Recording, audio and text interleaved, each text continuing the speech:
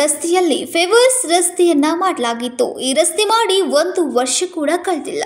ವಡಗಾವಿಯ ಗಣಪತಿ ಮಾರುತಿ ದೇವಸ್ಥಾನದ ಮುಂಭಾಗ Airtel cable ಅಳವಡಿಸೋಕೆ ಸರಿಯಾಗಿಯೇ ಇದ್ದ ರಸ್ತೆಯನ್ನ ಹಾಳು ಮಾಡಿದ್ದಾರೆ.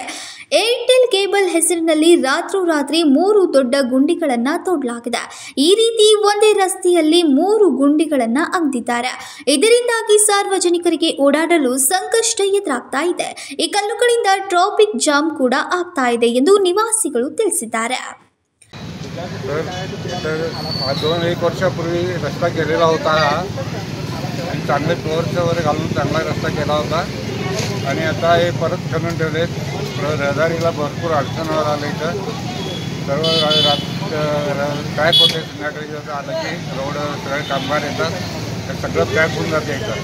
आणि एवढा चांगला रस्ता केलेला असताना सुद्धा हे आता खणून सर्व काढून रात्री. आता केव्हा करणार, ते केला तर लवकर बरं होईल.